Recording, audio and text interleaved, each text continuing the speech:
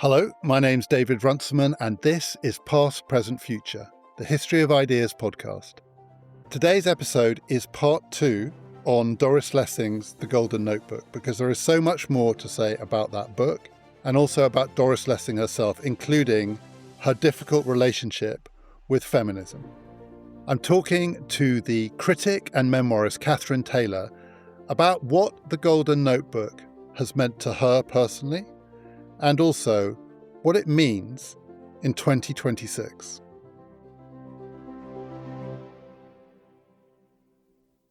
Just a note before we start, unfortunately we had a couple of problems with Catherine's microphone on this one. We have definitely known worse, but do stick with the conversation. I really hope you find it an interesting one.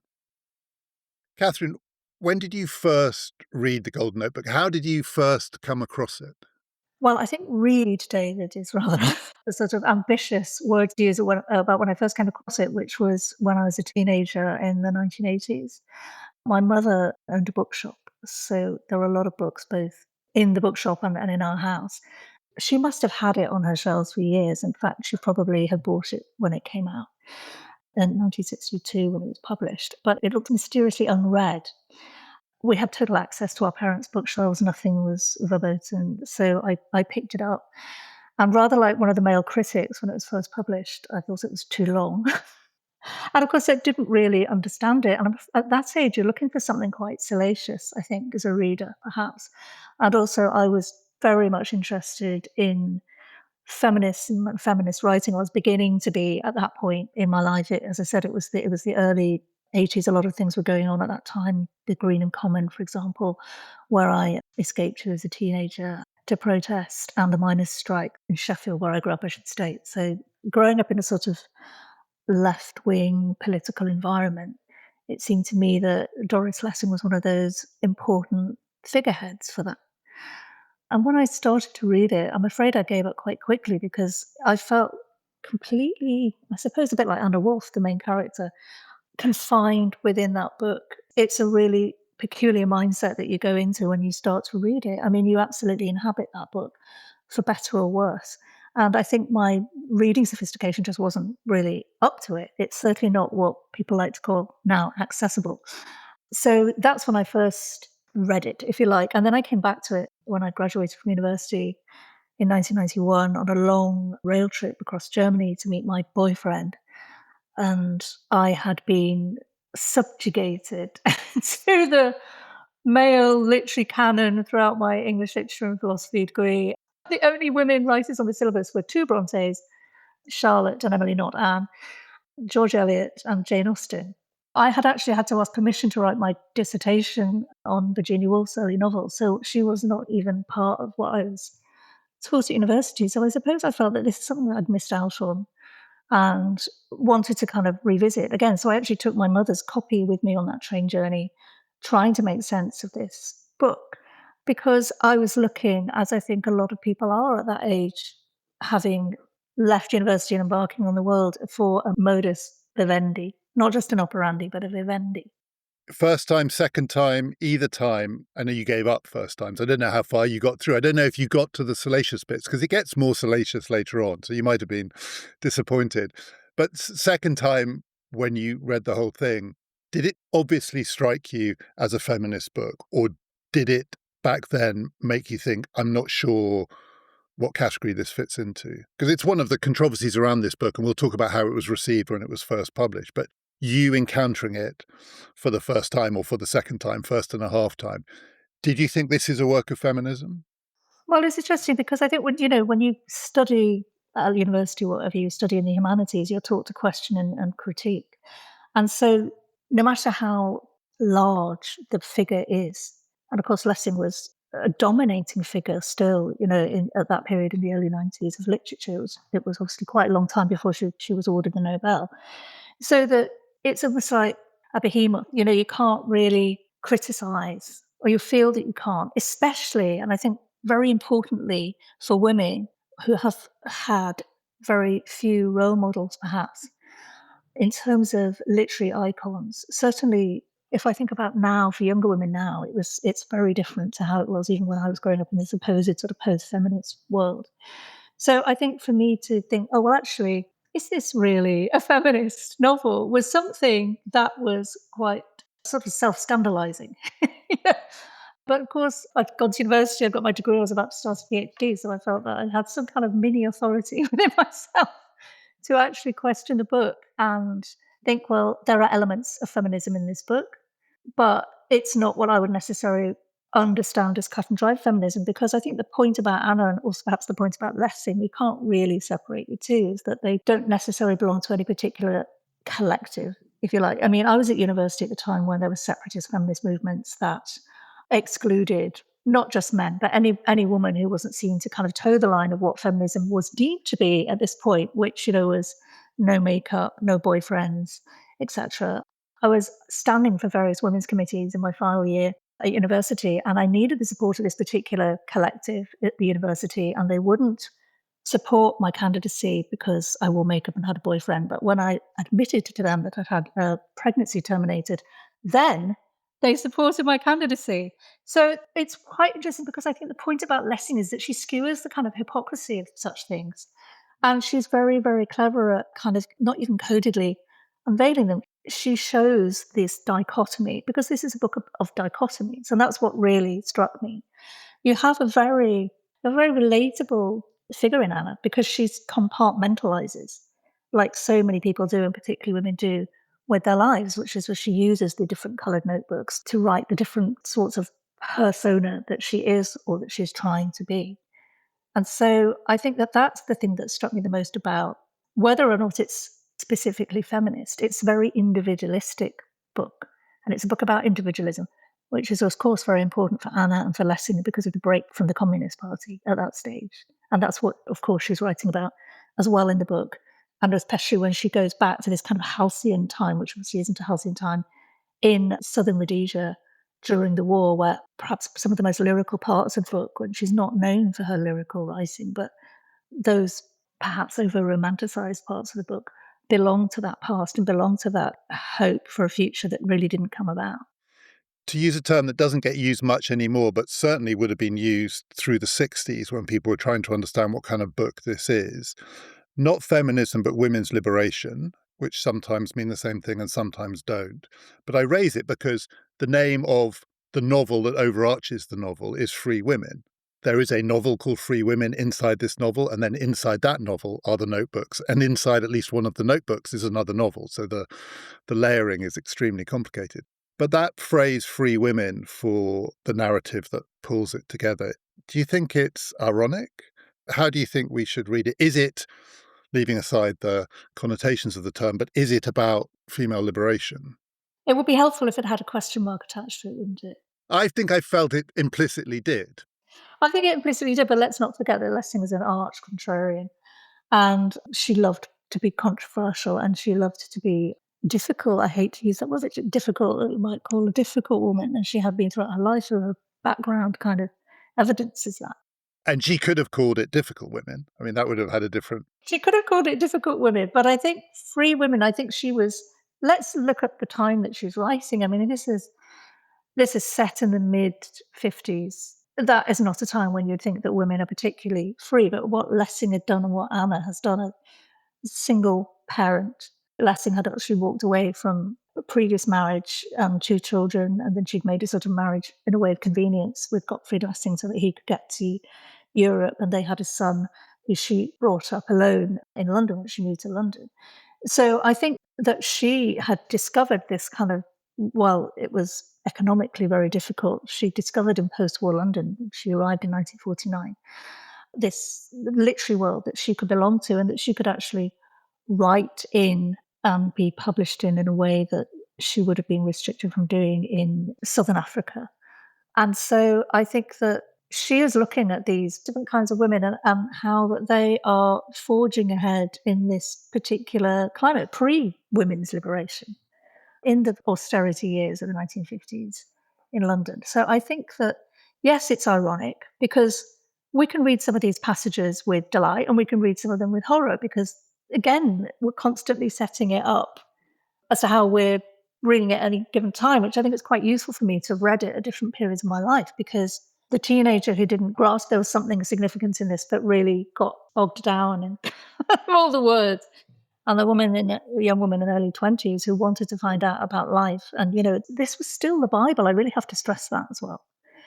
At that point, for my generation, it was still seen as that in terms of a feminist handbook, which of course Lessing famously denounced any sort of question that this was a feminist work. But again, I think that was just one stepping stone. She didn't want it. We might see it as a blueprint, but she didn't want it to be seen as a blueprint because Lessing had so many other things, according to Lessing, to say and to write about, not just about what she was writing about in the Golden Notebook, but nobody had really written anything like this before, and especially in terms of the meta-fictional aspect.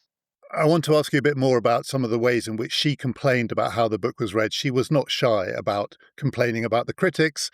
She is hilariously mocking of academics when she encounters academics explaining her books, mansplaining her books back to her. She said, among other things, that she was shocked at the time that the critics, overwhelmingly male critics, assumed it was a book for women and about women. So whether it was a feminist book or a work of women's liberation, it fell under the category of women's writing.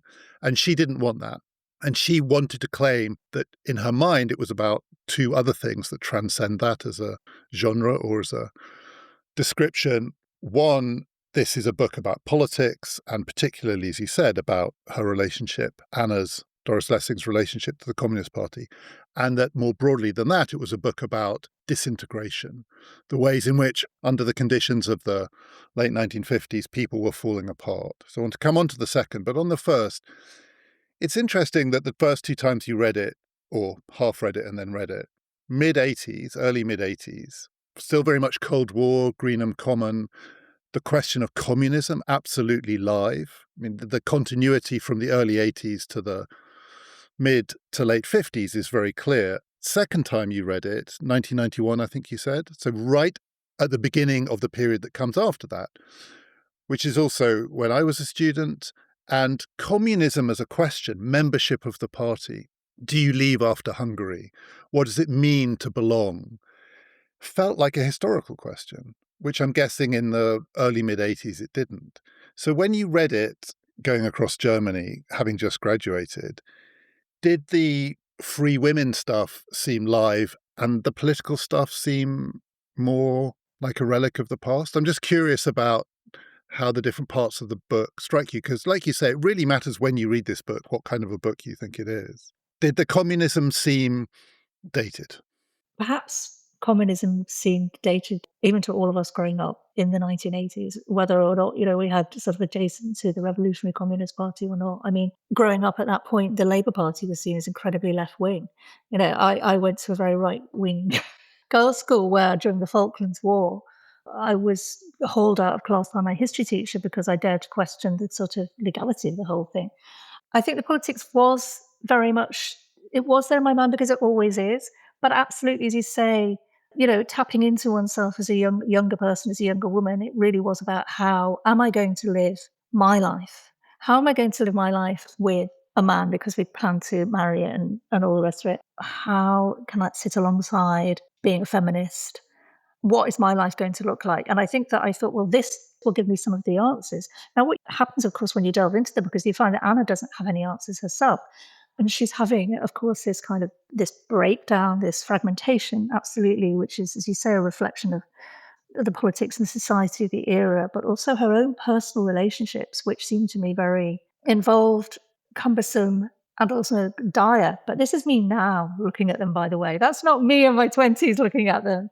In my 20s, you might think, wow, this is exciting. I'd like to be part of a milieu like this, where it's all about sleeping with whoever you want to sleep with. And, you can also do your job and you can have everything. But of course, we were the generation that was told that we could have everything. So I think all of these confused things were going around in my head when I read it. And, the only book I'd read by Lessing before then had been But the Grass is Singing, which I think, while it's a very important book politically and culturally, it's not very well written.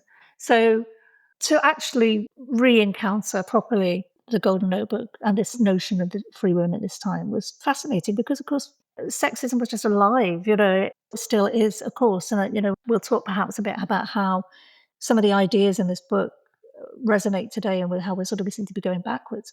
The suggestion from what you've just said is that when you read it in 1991, you weren't particularly shocked by the kinds of relationships that Anna is having and the kinds of men that she's having them with. And there are other men in the story too. Molly's ex-husband, Richard, is a pretty ghastly man. There are lots of ghastly men in this book, it should be said. The male role models in this book aren't great. But when you read it then, really it was the atmosphere of a kind of liberation that struck you.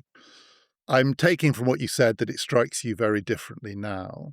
And then there's also the question of how it struck the readers who first read it in 1962, including the critics. And certainly Lessing suggests that she was shocked by how shocked they were.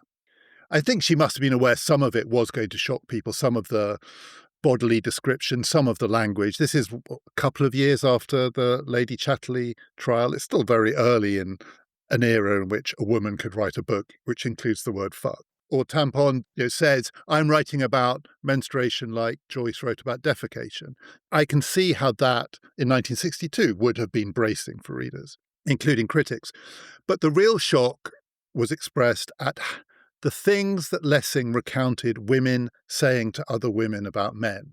That's what she said. She was amazed that the critics said, oh my God, she's lifting the veil on the kinds of things that women say to each other about men when the men aren't there. And to read it now in 2026, it's not shocking at all. That stuff feels completely routine.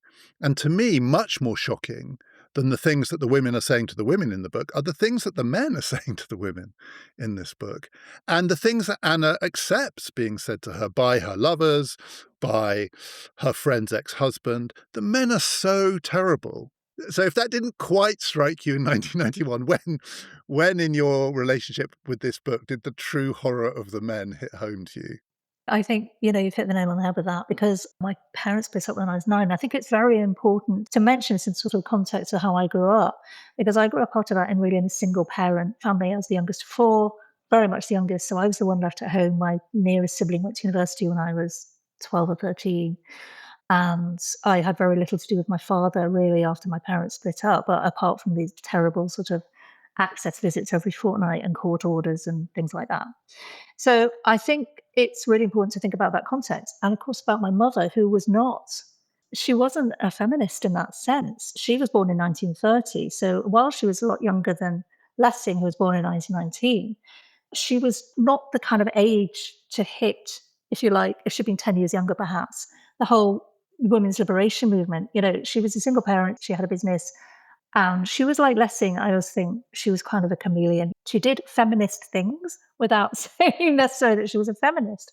But again, she always centered the man. So for me, and I don't want this to be a diatribe against my mother, who was the most extraordinary person and who I find myself coming back and back again in my own writing. It's amazing how you don't really realize who you're writing about sometimes. It's supposed to be about yourself. It's often about somebody else. But she had centered my father and put him on a pedestal. And that's a kind of cold and lonely place for a person to be, I often think now.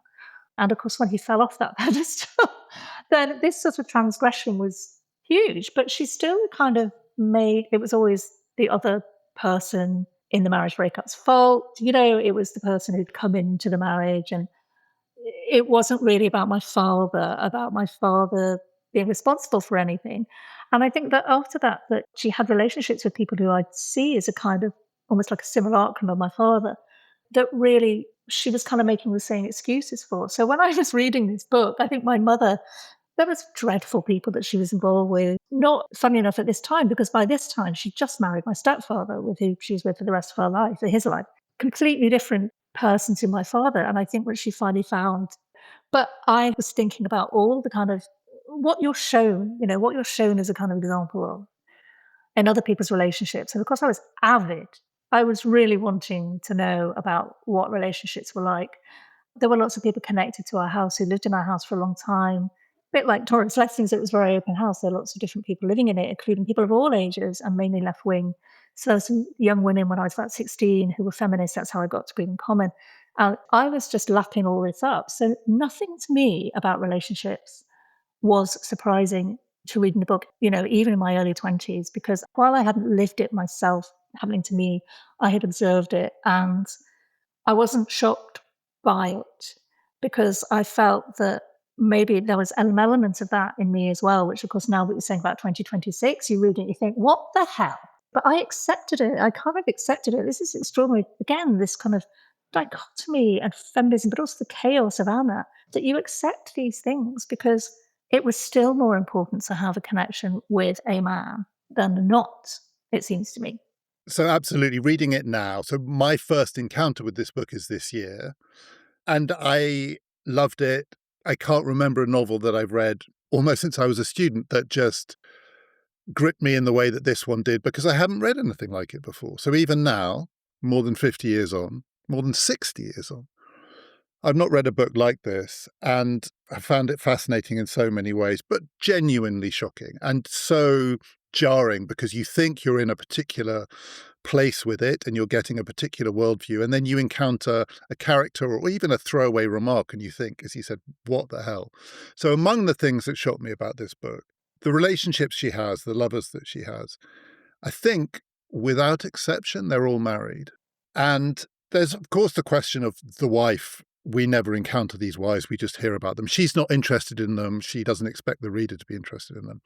But the logistics of these relationships are completely baffling because, for instance, Michael seems to spend, so he's got a job. He's a psychiatrist in a hospital. He's working very hard, but he spends most nights with Anna. And yet he also seems to have a complete, in some sense, other family life somewhere else with children. And she just takes all of this for granted. It's just factored in as the way the world is. She's not pressuring these people to marry her. She's not pressuring them to leave their wives, although there are points at which that is the thing that she wants. But the pressure isn't there. But just as a description of how men and women might coexist, I almost couldn't compute it reading it now. How are these relationships meant to work? But you know what? I wonder whether that's what she means by free winning. Because perhaps in the standards of the time where, she escaped her family by getting married. That's what had to be done at that point when she was in Southern Rhodesia. And then she helped somebody else by marrying there. And I think it's such a different landscape to now. I mean, even when my parents divorced, my mother didn't have her own bank account, and it was very hard for her to get her name on the mortgage. And that was in the late 70s. So just looking back to over 20 years before that, I think for Anna, that is freedom. She is not making demands. And perhaps the demands that they're making on her are just the kind of demands that she can deal with. And of course, she is obsessed with it because she's writing her own life, because she writes the story of her and Michael into a book. So we have that parallel fictionalized story going on at the same time, which I think is actually, it works, strange enough, better than the reality that we're supposed to be reading about in the overall story of Anna. So that for me is a kind of a perfect fiction, because you can make all the kinds of arguments as a reader, because we are being directed by Lessing into, well, this is the fiction. This is the real life, but this is also the fiction. So yes, I think we really have to take it in that context. And, I think I have to say this, many people live lives like that. They do. Then and now, and before then and now. And they will continue to do that because for whatever reason, people don't want to commit.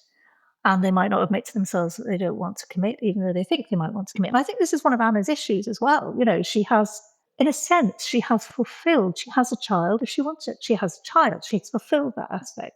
She has friends. She has work. She needs sex, she needs love, and she mixes up, like so many people, she confuses the two quite often. She perhaps has a particularly obsessive personality. I think we can see a lot of the clues as to why Anna is as she is if we go back into the time during the war, which was the time that she really lived, if you like. She's never really recovered from that group of friends, and also from the things that happened to them, which were catastrophic in many cases. In a way, the most conventional role that Anna plays in the book is as mother. So it's unconventional because she's a single mother and she's raising the child on her own. And no doubt the people around her, the more conventional people around her, would have been shocked at the way she lived, the lovers that she took in and so on.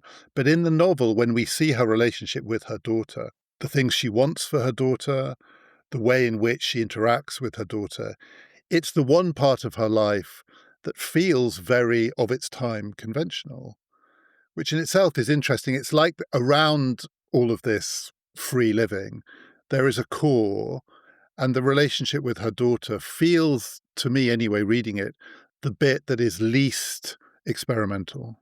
Yeah, and I suppose she was writing her truisms, perhaps, of her being a mother herself. It's interesting that in her books, it's always a daughter she writes about, never a son, though it's actually a son that she brought up alone and who lived with her for the rest of her life, Peter. So I think that perhaps while in this book and in all her other books, she is basically examining alternative ways of living and alternative families and the way that the nuclear family dominates. And she's always trying to kind of send it up, or she's trying to show us the absolute horror, such as, I don't know if you've read her book, The Fifth Child, which is a kind of sci-fi horror, but it's actually really a critique of economics, I suppose, and capitalism, where this couple have this idealized view of their future, and they're going to have as many children as possible, and they will happen, very quickly, but they don't really have the money or the emotional capacity. And then this fifth child is born that is an abomination, that is a kind of monster. And it's a very extraordinary book. It's one of the saddest books, actually. But I think it's also interesting that what she is doing, she's exploring the place of the family within society and how she has kind of broken those taboos. But also, when you do have that setup, there is going to be a lot of conventionality attached to it, I think. The complicated relationship with the child within the Free Women story is with Tommy, who is the son of Molly, her friend. And at the heart of that novel is the moment when Tommy shoots himself, but he doesn't die. He's blinded, and he undergoes this weird character change. And in a deep irony at the end, goes into his father's business despite having flirted with all sorts of left-wing causes because he wants to be a progressive capitalist. And it feels like the end of Free Women is clearly meant to be ironic. It turns into a comedy at the end. But Tommy is a very, very troubled young man. And we hear much more about him and his relationship with his mother, with his stepmother, and with Anna. And the thing about Tommy is he's the only person who's ever read the notebooks at the moment when he reads them. And the next night he shoots himself. So he also has a very troubled relationship with Anna's inner life. But we hear so much more about him than we do about Anna's own daughter. Well, I think she overprivileged again. That's the sort of anomaly, isn't it? She kind of overprivileged the sort of male figure, if you like. Not saying the male perspective, but the male figure.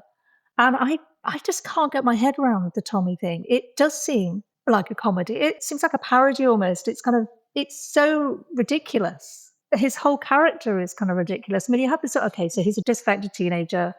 The parents don't know what to do with him. The question of Tommy is always arising all the time, and she tries to help out. And then you have this, why does he, in a way, it's like he's being set up as a figure, I think. And I don't think he's entirely convincing. In fact, having read the book about, I think, 4 times now, I try to forget he exists because I just find his placing in the book, what is Lessing doing there? But then if we think about some of the things that have been written about Lessing and her way she centered men herself, and of course, as Anna does in the book, then it becomes kind of understandable. She's much more interested in, as I said, not necessarily in what they have to say, but the fact that they are actually there. I want to read you a line from the book that really struck me. So this is part of Anna's, and there's always a question, when we say Anna, do we mean Lessing or not?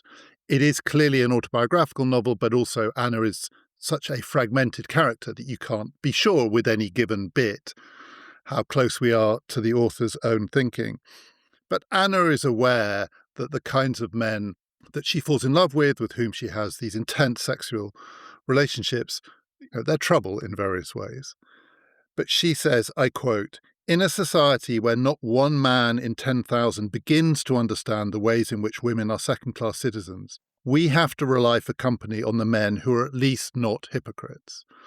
i.e., no man understands what it is to be a woman, but most men are sort of pretending and affecting. At least these brutes aren't hypocritical. And that, to me, is another shocking line. Better the truthful brutes than the ones who are pretending to be better than they really are. And I think there is an implication, because there is this theme of what is a real man. And Anna has quite strong views about what a real man is, and also what a real man isn't. And we'll come on to the shocking description from our perspective of the gay characters in the book. But the suggestion here, which is at least these people are in some ways real men because they're not pretending to have more sympathy for us than they actually do. And that feels to me like that could possibly be Lessing speaking authentically for herself.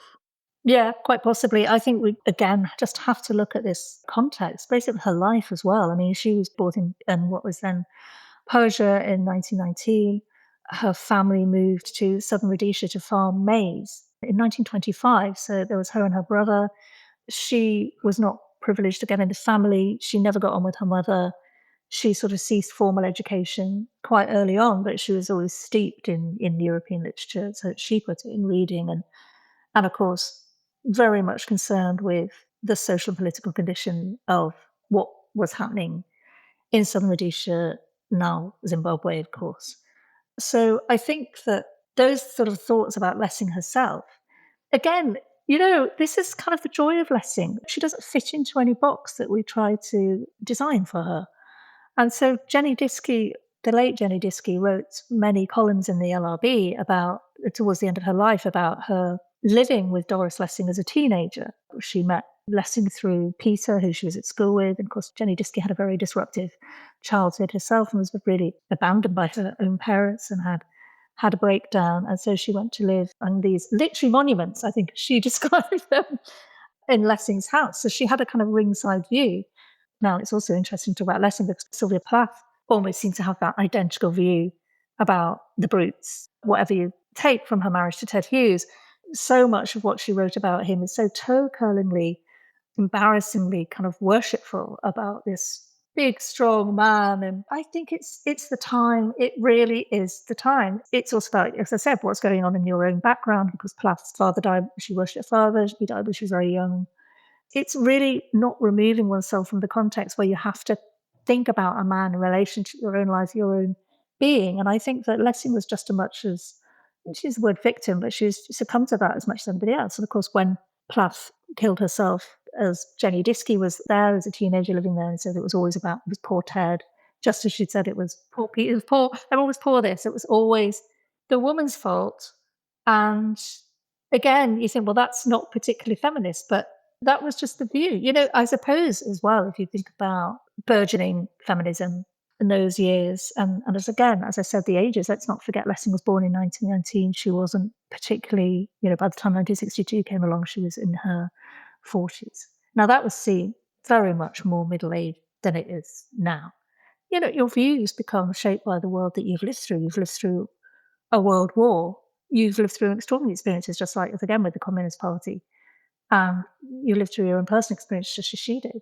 So I don't want to condemn her views. They're not my views, and they are quite extraordinary views. And I think they're perhaps what put people off Lessing. But the other thing is that you have that view. And then last summer, when I was researching for my essay on Lessing, more than 2 people said to me, oh, but she left her children, 2 women.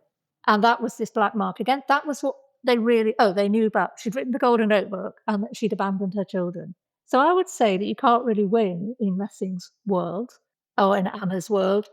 And the thing that I feel is consistent both maybe across Lessing's life, and I want to come back to one of the Jenny Diski essays, but also to the character of Anna, she does at some level prioritize truth-telling, the ability, as she puts it, to name things, but also to recognize when things can't be named, eventually through the novel to come to terms with the ways in which she is disintegrating and falling apart, not to shy away from it. And these men who at least are not hypocrites could be framed as, unlike some of the other men in the book, for instance, Richard, a complete hypocrite, the capitalist, good chap, awful father, awful husband. These brutes are not hypocrites. There's something about them that feels like it sort of cuts through to the essence. And they stand in contrast. I do want to raise this, that the most uncomfortable part of the book to read now in 2026 is the descriptions of Anna's relationship with her gay lodger. So there's a young man who lives in her flat with her and her daughter. And to start with, he's a benign character in Anna's terms because he's the babysitter. The daughter develops a close relationship with him, so Anna can go out, she can do this and that, she can lead a free women life because she's got this nice young man who's there to look after her kid.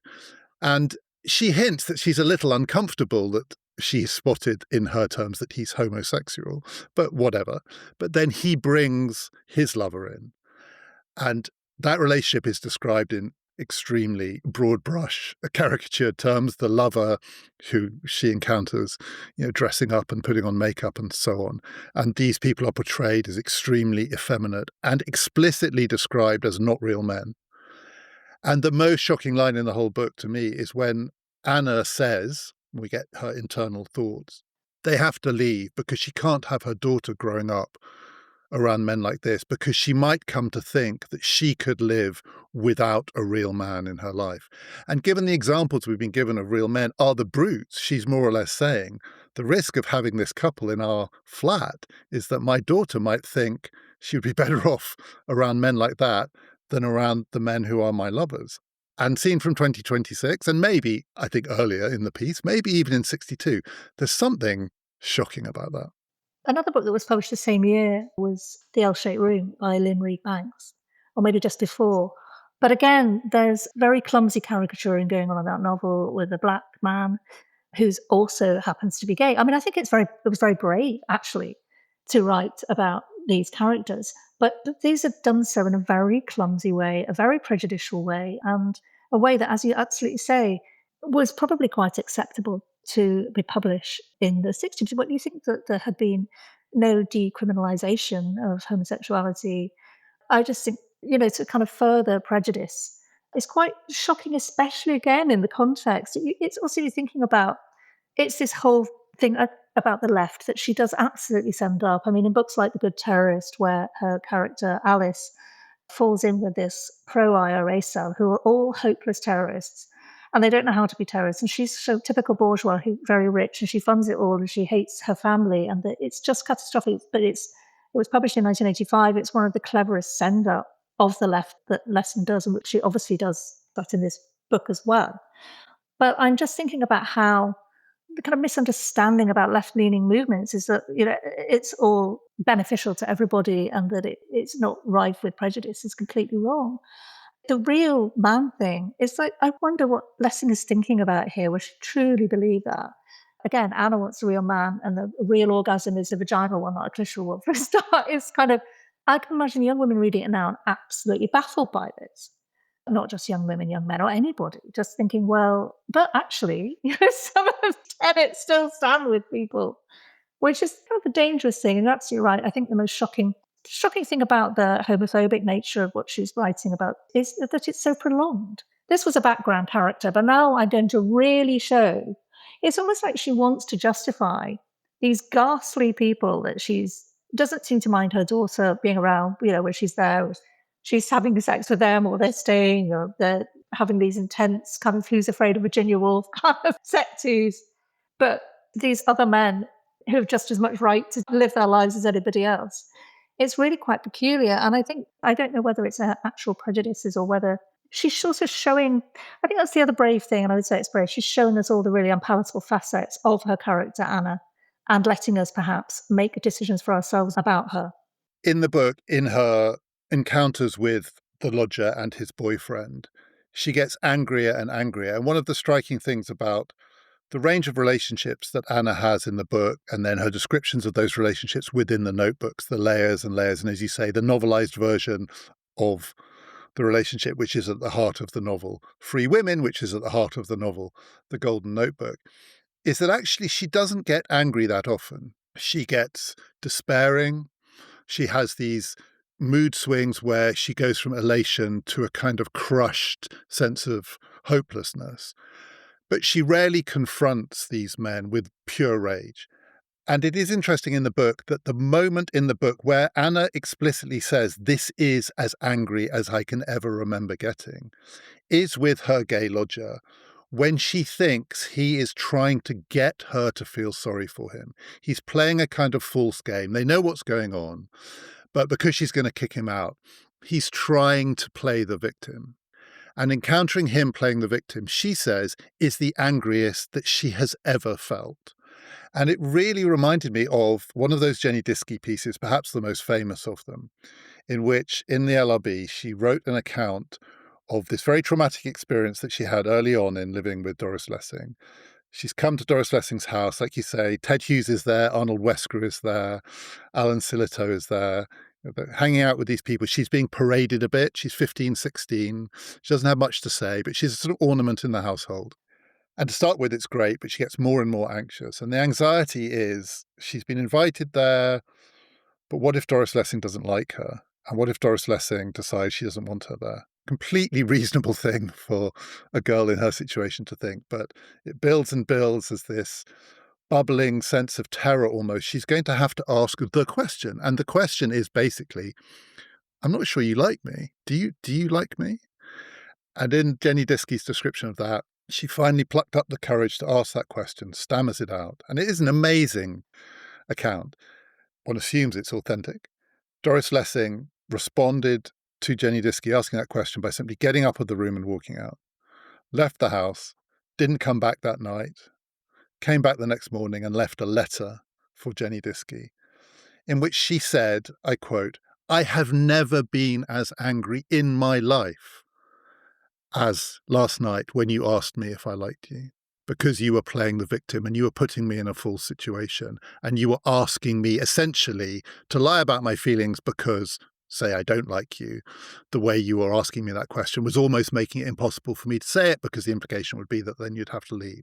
Never, ever, ever, whatever you do in your life, ever put anyone in that situation again."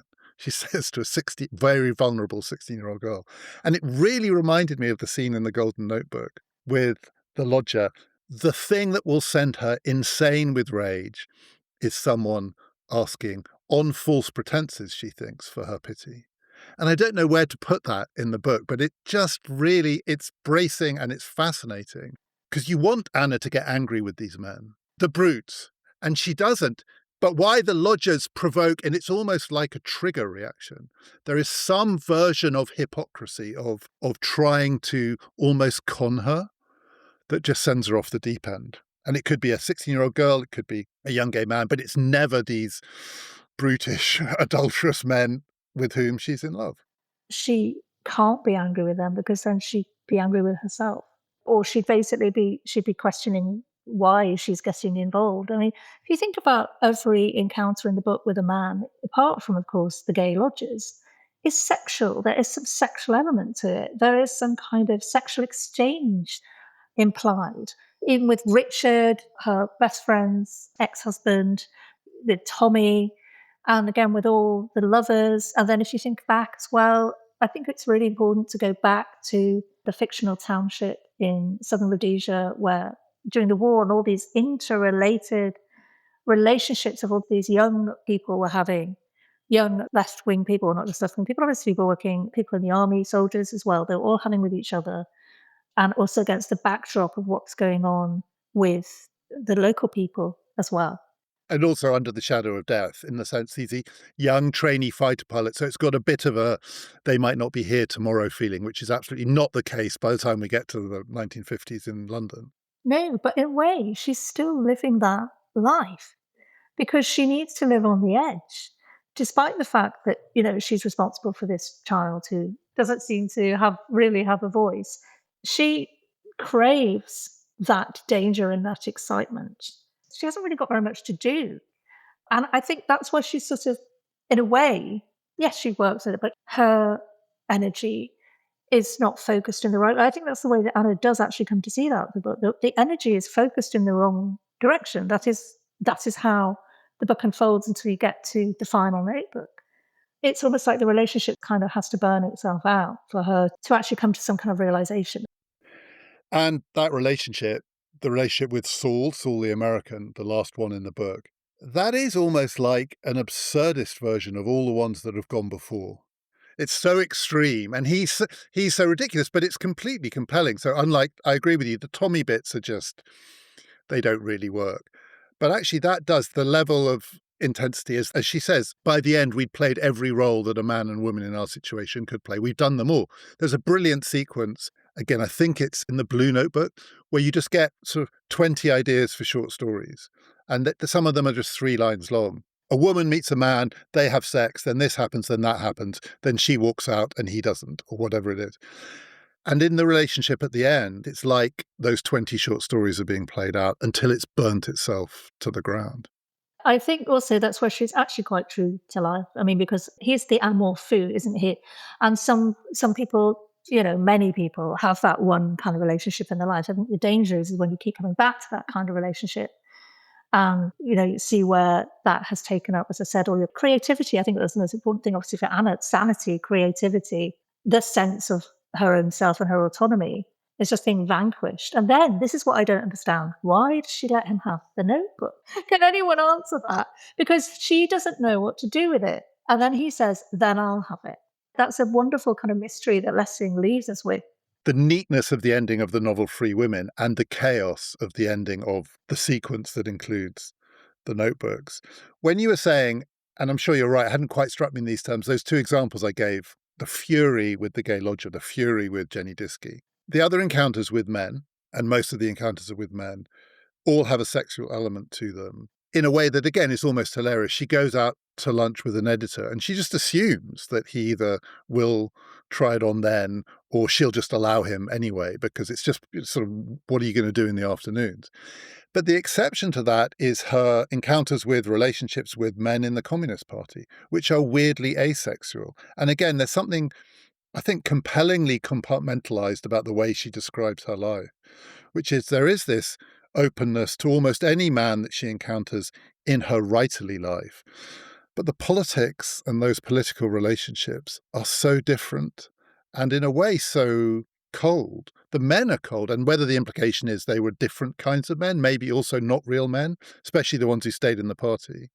And she's very funny about the ways in which all these communist men have a novel inside them, and the novels are so dreadful and she has to read them.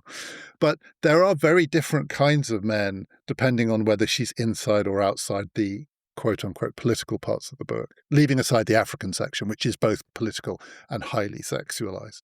I don't know what you think about the African section of the book, because I was so interested in that. And I felt that she really lets rip, some of that lyricism that is absent from the London bits of the book. It's kind of nostalgic for youth, isn't it, as well? And again, but there are some terrible things that happen in that bit of the book, which, of course, again, this is fictionalized as well in her book that she writes that becomes bestseller aspects of that. So I think that perhaps that, just to overuse E.M. Forster's Only Connect, that is where that actually comes to being. She can't ever recapture that, and perhaps because that is lost. Therefore, the rest of her life has to be or the life that we're reading about has to be compartmentalized into the work, which is obviously the Communist Party, and the adjacent to work, the personal life, which is these destructive relationships as we would now define them. Perhaps coercive control. I don't know, maybe that's going too far, because it seems to me that she's totally willing to enter into these mortal combats. It's also interesting in the African part of the book, she's in a relationship. She's in a relationship with the German communist intellectual who is the presiding spirit over this small group in political terms, Willie. But she says in a throwaway line, we weren't sexually compatible, so it was a hopeless relationship. It didn't work. And so she's living vicariously in that part of the book. She's not living vicariously at all in the main parts of the book. She is just living. It's happening through her. But in the African sections, I think part of the reason for the lyricism, because there's some beautiful landscape writing, but also that sense of what it is to be in a group of people where you really, some of your emotions are actually being played through their emotional relationships, which is, I think, not true for Anna later on. But it's partly because she wants us to know that she's got this sterile personal relationship herself with a communist. He goes on to be an apparatchik in East Germany. He's absolutely, in the novel, he's absolutely sort of bracketed in that way. And she's the leader's girlfriend, she says, which is a traditional role, but there's no fulfillment for her in that role. So she seeks the fulfillment not by having relationships with these other men, but she actually, more in that part of the book, enters into their relationships with other women. That's right. But I think, when she comes to Anna herself writing in London, when she moves on to the next phase of her life, she is a central figure. She is the one who is the sexually voracious figure. she is the one who's either complicit in these relationships or she's initiating these relationships. She's not a kind of passive as she perhaps is an observer in the African sections. And so this is a very different Anna. This is somebody who's older as well. You have to forget that time has passed. It's 10 years. She has a child. People grew up a lot quicker than they do now. You can stay in adolescence to your 40s. I think that we see that this is part of Anna's development, actually. And I always think it would be so interesting to revisit an older Anna outside this phase. I think it's also very telling that Lessing only wrote her autobiographies, which were published in the 1990s, up until 1962, which was the year of the Golden Notebook's publication. I think that's deliberate on Lessing's part. The Golden Notebook came in at number 45 on The Guardian's recently published top 100 novels of all time. But it does dominate Lessing's reputation in the sense that I think it's recognised to be her masterpiece. Complicated book, difficult book, lots of things to be said for and against it. I have the zeal of the convert because I haven't read it 4 times. I've read it once and quite recently, and it blew my mind. I cannot describe how intense an experience I found reading it, how fascinating, how rich. But I haven't read other Lessing, and I didn't really know much about Doris Lessing until recently. I've become very interested in her. Do you think it misrepresents Lessing that, as it were, there's the Golden Notebook and there's the rest, that actually other works of hers should be better known? There are maybe other novels by her which are better than the Golden Notebook. I don't know. That she has become a writer because she was prolific. Again, I was astonished just to read about how much she wrote, that actually she's become a bit of a one-novel writer in reputation. And do you think that's a misrepresentation of her significance? Yeah, I do, actually, because she was awarded the Nobel in 2008. She died in 2013. The Golden Notebook was published in 1962. And yes, absolutely, most people who think of Lessing think of that. It's interesting about the Guardian's top 100 because I think there are quite a lot of books on that list that I'm not saying that the people who nominated them haven't read them. But I think Golden Notebook is one of those books, I ought to have read it. There isn't anything else to read. So I will just give you my quick lessons that you should read, because I think that they're not spin-offs from the Golden Notebook, but they wouldn't have happened without the Golden Notebook. So her book, The Summer Before the Dark, which was really about blowing your life up in 1975, when this woman basically uses opportunity to leave her middle-class marriage and just be somebody else for an entire summer. And that's a really typical example of Lessing's kind of reinvention of a personality, and also of kind of showing what can be done against society, whether or not you go back to the way you've lived before. Another example is Memoirs of Survival, which is a post-apocalyptic novel, which features a character Jenny Diskey always claimed was based on her. As we edge ever more towards the reality of what is no longer dystopia, I think that's a really important book to revisit. I mentioned The Fifth Child, a late novel, Love Again, which was published in 1996, which is the closest we get to Lessing being quite sentimental, actually. But it's about a woman in her mid-60s, long divorced, very fulfilled. She's got children. She's got a career. And over the course of one summer, the backdrop is this play that's put on in France with the theatre company that she manages. She falls violently in love with 2 younger men, which seems to be reciprocated. And it's not exactly sort of all passion spent, but it's a very interesting take that Lessing wrote in later life that I read in my late 20s. But actually, again, it was me thinking, well, what's it going to be like getting older? And I think there's also so many people love her books exploring Sufism and, the sci-fi series. And there are so many more examples of great Lessing novels. But I would say, don't just leave it at the Golden Notebook. And do reread the Golden Notebook? Because every discussion I have about it, and I think I'm never touching that again, then back I go to read it. So the last question then, you said earlier that you can't really imagine how it might strike a young woman reading it now. So I'm very conscious in a way that I'm coming to this book as a recent convert enthusiast, but I'm a man, I'm going to be 60 before too long. My interest in this book was partly because I'm very interested in the politics of the 1950s. It's set around Suez and the Hungarian Revolution, and all of that really spoke to me. But also, I just loved the absence of sentimentality in it, and I think its formal structure is breathtaking. Just the dominating intelligence that runs through it, even as it blows itself up in all these multiple ways. You feel the sort of pulsating intelligence running through the whole thing. I just love this book. But I'm a 59-year-old man. I obviously can't imagine what it would be like to come to it in 2026, say, when you first read it all the way through, just having graduated as a young woman. Do you think it will still find readers of the kind that you were when you first encountered it? Do you think it doesn't have that totemic status? It's not going to be on mothers' bookshelves, sort of standing there saying, pull me out if you want to seem like you're clever or whatever, that version. But there are other books that do that now, and it's not this one. But do you think it will live? Do you think young people will be reading it, as far as they're reading books at all, in 20 years' time, 50 years' time? Or do you think it's maybe coming to the end of its iconic life? I don't know, actually, but I don't think so. I mean, one of my nieces is 40. It's her favorite book. But she first read it about 10 years ago. So when she was 30, and she gave a copy to her younger sister last year, who's 10 years younger than her. So I love the fact that that sort of line of kind of recommendations going on. I think both were bowled over by the book. Again, as you say, people should read it, women and men, because this is a renegade and unapologetic voice. And I think we have so many boxes that need to be ticked now, people pleasing almost in terms of writers. I suppose the equivalent to Lessing, not in terms of style or content, but somebody like Rachel Cusk is incredibly unapologetic about what she writes. She started off writing quite conventional, very well written novels, but now she's moved into a sort of another arena. And I think there are sort of many, many more women writers that I could quote. But, everybody owes something to the Golden Notebook, and writers like Cusk, I think I've mentioned it, as being really very formative. So, yeah, if you want something that is going to challenge you and is not going to offer you easy answers, then absolutely the Golden Notebook should still be read by anybody of any age. I did give it, my daughter's 23, so she gave me, for my birthday, Annie Ernaux's The Years, which I read, loved, and we're doing an episode about that one. And I gave her the Golden Notebook. I haven't heard back, in the sense that it's not been, I don't know, and giving it, I was conscious, as you are.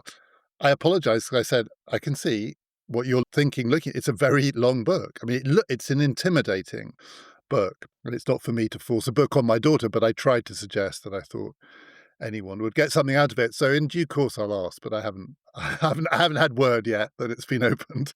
I think you have to suspend judgment when you're reading this book. Again, because there are some very unpalatable things that we just don't recognize as being acceptable now, if they ever were.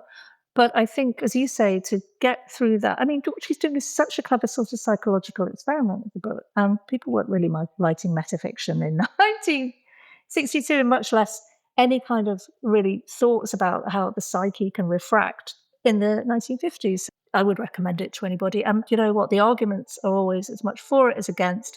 And it's a book that argues against itself as much for itself. If you would like to join us for the last time in our season at the Regent Street Cinema in London, the final film is coming up on Friday the 19th of June. The film is Never Let Me Go, and I'm going to be talking to Adam Rutherford, geneticist, science writer, regular contributor to PPF, about that amazing movie. We'd love to see you there. You can get tickets by clicking on the link in the show description or going to our website, ppfideas.com. Next time on The Great Political Fictions, I'm going to be talking about the book that we've had the most requests to be included in this series by far of any book that we didn't include last time around. And it means dipping my toe into the waters of science fiction. Ursula Le Guin's masterpiece, The Dispossessed. That's next time. This has been Past, Present, Future.